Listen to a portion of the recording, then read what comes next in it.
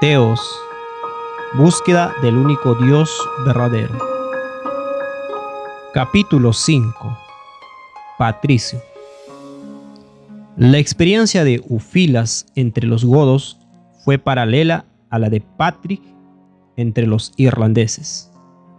Ambos vivieron aproximadamente al mismo tiempo. Ambos habían sido cautivos y ambos afirmaban el mismo cristianismo sencillo, fundado en una lectura literal de la Biblia. Ambos fueron misioneros en tierra extranjera y ambos preservaron la creencia de un solo Dios y su Hijo engendrado. Ni irlandés ni católico, Patricio es, sin embargo, adoptado como santo patrón de la isla Esmeralda. En realidad nació en el reino de Stanley, en el norte de Gran Bretaña, a finales del siglo IV. A la edad de 16 años, Patricio fue secuestrado por piratas irlandeses en su casa en la costa escocesa. Después de trabajar allí como esclavo durante varios años, se convirtió al cristianismo y una noche soñó que un barco venía a recogerlo y devolverlo a su casa.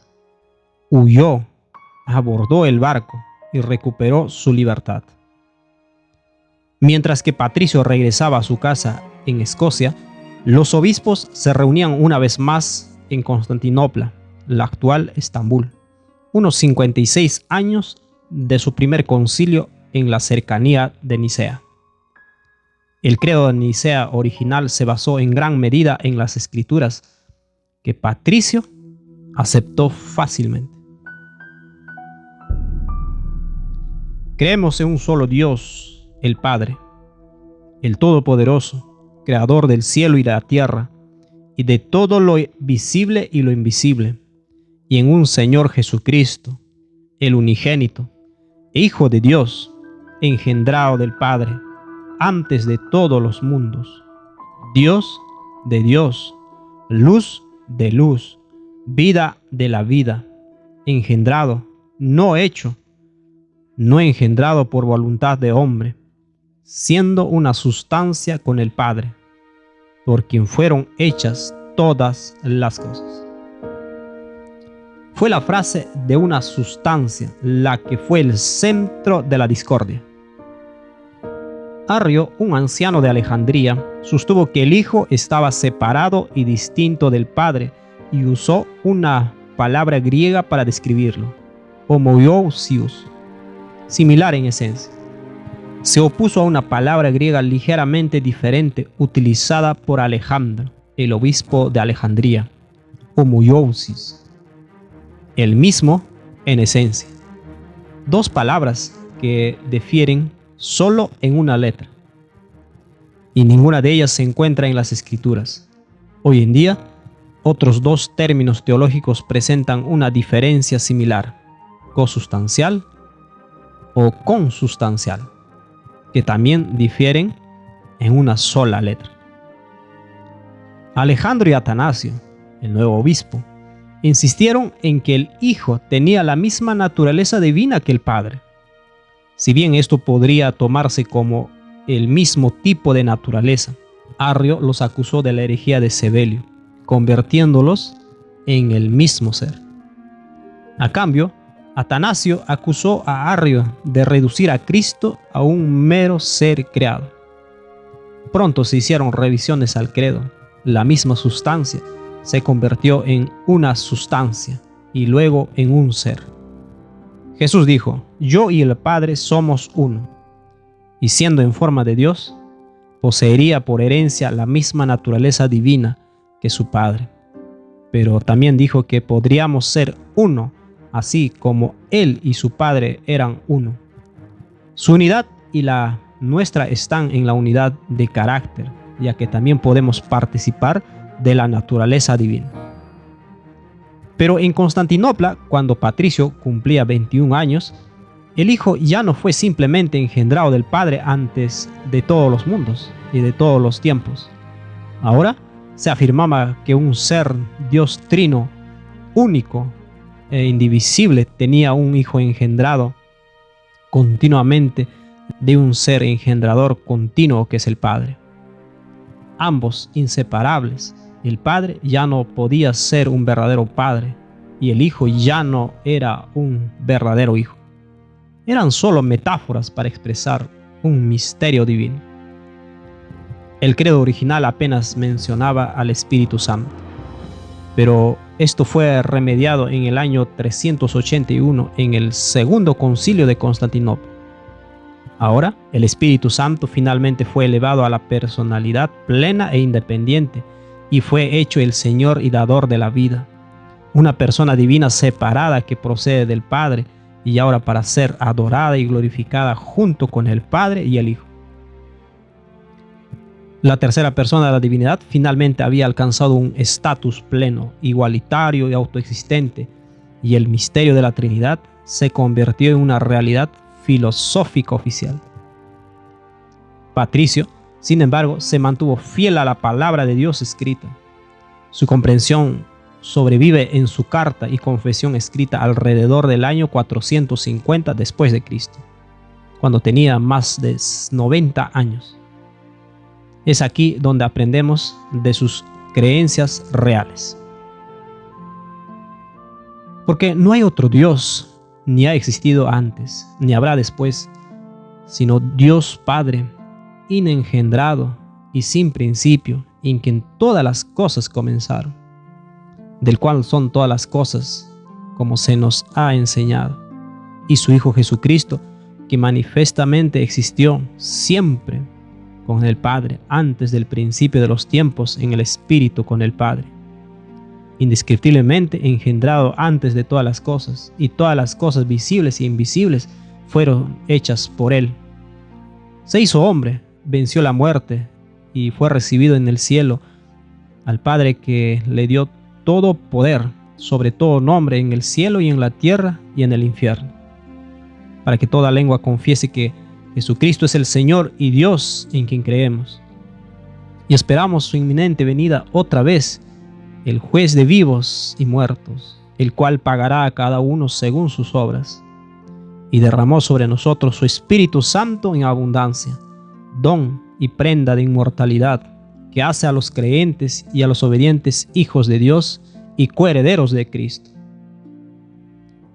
La confesión de fe de Patricio es notable porque identifica un Dios, el Padre, que es inengendrado y sin principio. A diferencia de Dios Padre, afirma que su Hijo Jesucristo había existido con el Padre antes del principio de los tiempos en forma espiritual y fue engendrado antes de todas las cosas de alguna manera indescriptible. Es digno de mencionar que Patricio no utiliza el lenguaje de Constantinopla, engendrado eternamente.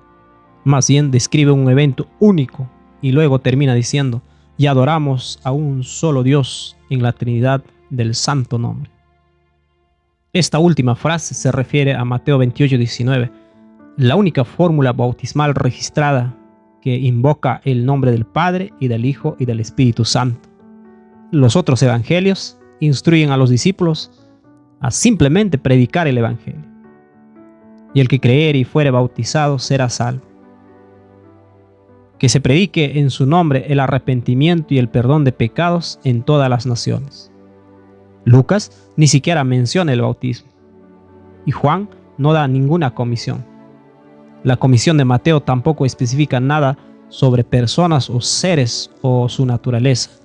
Tampoco identifica quién es el Espíritu Santo.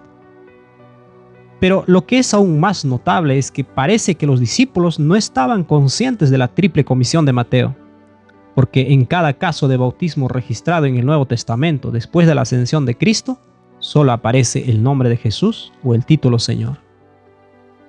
Sea bautizado cada uno de vosotros en el nombre de Jesucristo, dijo Pedro. En Samaria, Felipe, Pedro y Juan todos bautizaron en el nombre de Jesucristo. Cuando Felipe bautizó al etíope, este confesó: Jesucristo es el Hijo de Dios. Nuevos conversos de la casa de Cornelio fueron bautizados en el nombre del Señor. Los de Efeso fueron bautizados en el nombre del Señor Jesús. Saulo, quien se convirtió en el apóstol Pablo, fue bautizado por Ananías en el nombre del Señor. Sí, ellos estaban bautizados en Cristo, bautizados en Jesucristo, sepultados con Él en el bautismo, lavados y santificados y justificados en el nombre del Señor Jesús. No hay otro nombre bajo el cielo dado a los hombres.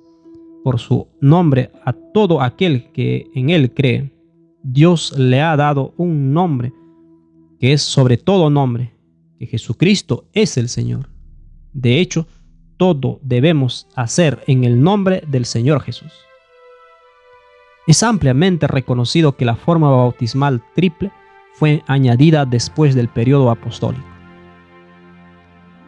El enigma histórico no se resuelve con Mateo 28:19, ya que, según un amplio consenso académico, no es un dicho auténtico de Jesús, ni siquiera una elaboración de un dicho de Jesús sobre el bautismo. Existe una buena posibilidad de que en su forma original, como lo atestigua la fórmula eusebiana anterior a Nicea, el texto diga: hagan discípulos en mi nombre. La erudición crítica en general rechaza la atribución tradicional de la fórmula bautismal tripartita a Jesús y la considera de origen posterior. Sin duda, entonces la fórmula bautismal originalmente constaba de una parte y gradualmente se desarrolló hasta su forma tripartita. Patricio creía en la Trinidad del Santo Nombre, no en el nombre de la Santísima Trinidad. Así como el Padre levantó a su Hijo de la tumba por su Espíritu, así también nosotros somos levantados de la tumba a causa del bautismo a una vida nueva en el Espíritu de Cristo.